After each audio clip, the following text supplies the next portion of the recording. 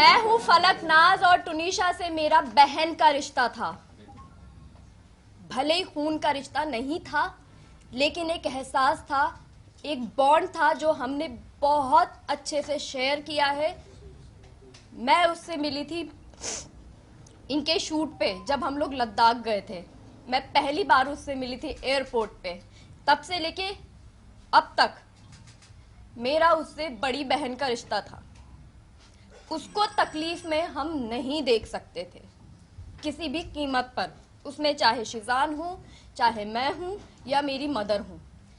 हिजाब, दरगाह, ये कहीं से कहीं तक उठता ही नहीं सवाल, क्योंकि हम जो भी अपना रिलीजन मानते हैं वो हमारी पर्सनल चीज है, हमारी पर्सनल स्पेस में होता है।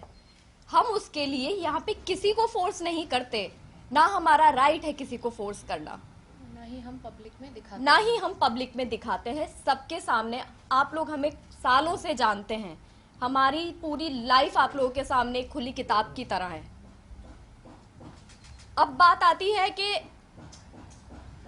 उसको हमने फोर्स किया, या उसका वो जो हिजाब लेने वाला फोटो जो सर्कुलेट हो रहा है वो शो का फोटो है, शो की शूट का फोटो है। उर्दू सिखाना, हम जब मायथो करते हैं, इसने मायथो किया है, मैंने मायथो किया है, हम भी तो हिंदी बोलते ही है ना, शुद्ध हिंदी। हम जब 12-13 घंटे एक कैरेक्टर में, शो में रहते हैं, एक आउटफिट में रहते हैं, हम 25 से 30 दिन हम शूट करते हैं, तो वो बहुत नेचुरली हो जाता है कि हम वो लैंग्वेज बोलने लग जाते हैं। और किसी लैंग्वेज का रिलीजन से क्या लेना देना है, हम इंडिया में रहते हैं, इतनी सारी भाषाएं हैं, तो लैंग्वेज बोलना रिलीजन एक्सेप्ट कर लेना या कन्वर्ट हो जाना प्रूफ नहीं करता है।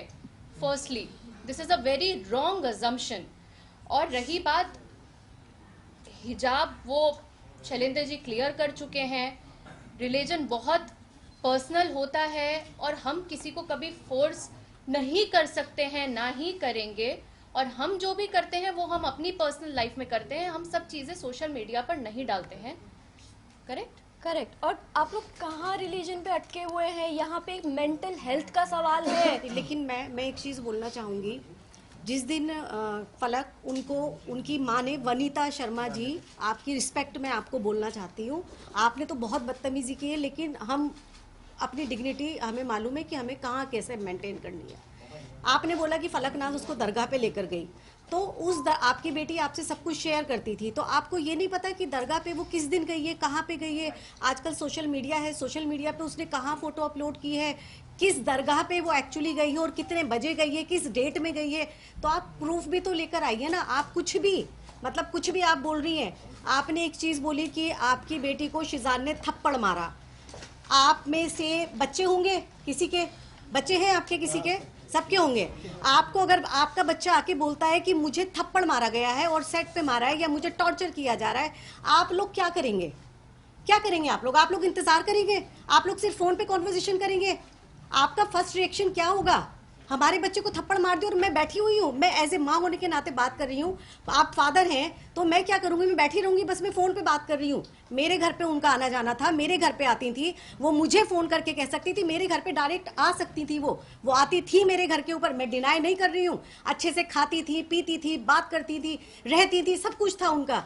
तो जब ये इंसिडेंट हुआ, उन्होंने इंतजार क्यों किया? वो मेरे घर पे क्यों नहीं आई? उन्होंने शिजान को थप्पड़ क्यों नहीं मारा? उन्होंने मुझसे क्यों नहीं कहा? वो इंतजार कर रही थी कि टुनीशा कुछ ऐसा स्टेप उठाए, वो ये चाहती थी। और एक चीज, सबसे इंपॉर्टेंट चीज, उनकी इकलौती बच्ची गई है। इकलौती बच्ची, मतलब मेरे तो अल्हम्दुलिल्लाह और भी बच्चे हैं, लेकिन किसी की इकलौती बच्ची हो या किसी के 3 बच्चे हो, ये चीज मैटर नहीं करती। माँ बाप के लिए हर बच्चा मैटर करता है। किसी बच्चे ने सुसाइड किया है और कल की डेट में उनका वकील पावर ऑफ अटर्नी ले रहा था, वो पावर ऑफ अटर्नी किसी को दे के जा रही है। आपकी जिंदगी में कुछ नहीं बचा है, आपकी औलाद चली गई है, आपकी लाइफ में कुछ नहीं बचा। आपकी लाइफ का भी एक मकसद होना चाहिए कि आपकी बच्ची ने ऐसा क्यों किया है, ये दुनिया के सामने आना चाहिए। और वो पावर ऑफ अटर्नी उस बच्ची के केस की वो दे के जा रही हैं और वो चली गई हैं। वो ये कैसे कोई माँ कर सकती है? आप कर सकते हैं, जब तक कि उसको जस्टिस ना मिले। टुनीशा फॉर जस्टिस, एग्जैक्टली हम भी चाहते हैं। मेरी बच्ची थी, वो मेरी बच्ची थी। हम लोगों के लिए, हमारी फैमिली के लिए सफ़र कितना मुश्किल हो रहा है ये हमें पता है, हमारे ऊपर वाले को पता है कि एक तरफ वो बच्ची जो हमारे बहुत क्लोज थी, बहुत क्लोज थी, मेरे घर की वो सबसे छोटी बच्ची थी। वो भले ही 20 साल की थी, लेकिन मेरे लिए वो 10 साल की बच्ची थी। वो एक तरफ वो बच्ची जो चली गई है, और दूसरी तरफ मेरा बच्चा जो इनोसेंट है, जिसने कुछ नहीं किया, उसको भेजने की तैयारी में उसकी माँ मेरे बच्चे पे एलिगेशन लगा रही है। क्या चाहती हो आप वनीता जी? आप क्या चाहती हो? एक बच्ची ने सुसाइड कर लिया और दूसरी माँ का बच्चा भी सुसाइड कर ले, आपके टॉर्चर करके, आपके प्रेशर में आके।